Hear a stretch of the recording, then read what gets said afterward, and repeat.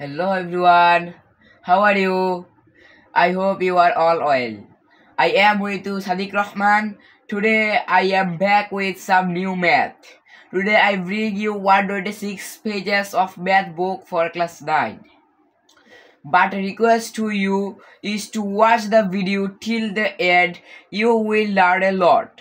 If you watch each of my videos regularly, I suggest you that you will improve your math skills. Without further ado, let's get started. একক কাজ 3 আপনারা এটা এখন অপরাধ পদ্ধতিতে করাবো x/2 plus y/3 equal to 8 5x/4 minus 3y equal to -3 এটা হলো প্রশ্নটা।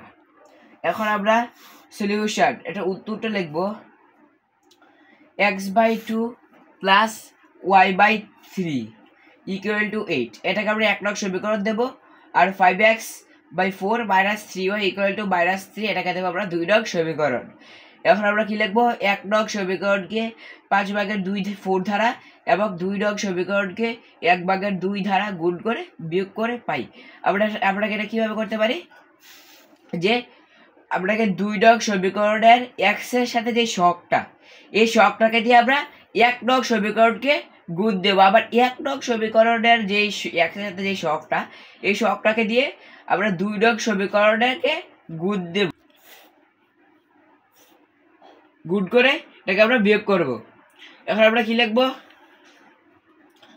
5x/8 plus 5y/12 equal to 14/4 5x/8 minus 3y/2 equal to -3/2 plus এর আছে মাইনাস মাইনাস এর আছে প্লাস হবে আর মাইনাস মাইনাসের যেটা এটা আছে এটা প্লাসের আমরা করে দেব।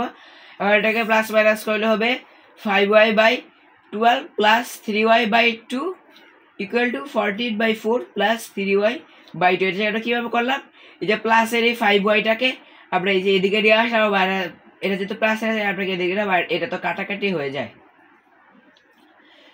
এটা এভাবে করলাম। এটাও ঠিক সেম ভাবে 40/4 এটাকে এদিকে এনেছি প্লাসের এটা যেহেতু 3/2 রয়েছে তাই এটা 3/2 করেছি।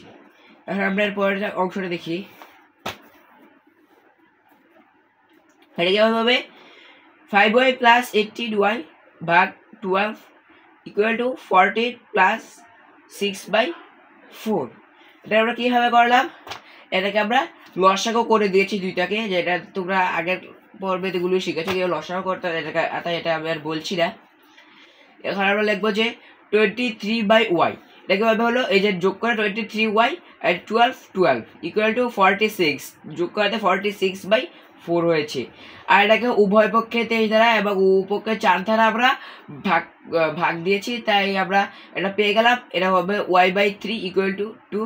এখন আমরা যেহেতু এটা নিচে যেহেতু বরাবর y ধরবো এটা উপরের দিকে আছে এটা 3 করে 6 y এর মান আমরা 14 করে 6 পেয়ে গেলাম।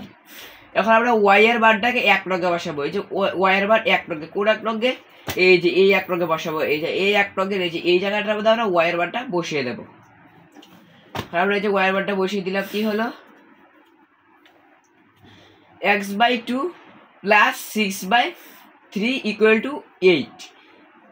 এখন আমরা এটা কি লিখবো x/2 equal to 8 minus 6/3 এটা কিভাবে হলো x/2 equal to 8 এদিকে যে প্লাস আছে ওইদিকে এটা মাইনাস করে দিলাম। আমরা এখন x/2 equal to 24 minus এর 6/3 এটাকে আমরা 3 আর এটা লসাগু করব এটা 24 মাইনাস এর 3 এটা 6 লিখে দিলাম। এখন আমরা লিখবো যে x/2 equal to মাইনাস করলে এটা 18 হয় 18 হওয়ার কারণে এখন আমরা এটা 3 লিখবো 3 লিখেছি। এরপর আমরা লিখবো যে 3x equal to 36 এটা কিভাবে হলো 3x এটাকে আমরা আর একটা গুণ দেবো এই যে এটার সাথে এটা দেবো আর এটার সাথে এটা দেবো আর একটা গুণ দেওয়ার পর কি হবে 3x equal to 36 এটা আমরা আর একটা গুণ দেবো 18 করে 36 এটা 36 হলো x equal to 36 গুণের সীমা আছে এটা আমরা ভাগ করে দেব। ভাগ করার কারণে যে কাটাকাটি করলাম 3 বার 37 x এর পুরোটা 12 করলাম। এখন ডিডো আবার কত হবে এখন ডিডো আবার হবে x, y equal to 12, এই যে x এর মান 12 পেলাম আর y এর মান 6 পেয়েছি উপরেই তাই এটা হলো আমাদের answer. No more today See you in the next video. Please follow my channel. If you are new to my channel, then don't forget to subscribe and click the bell button. If you have trouble understanding anything in today's math class, please let me know by commenting. Stay well, stay healthy. Allah Hafiz.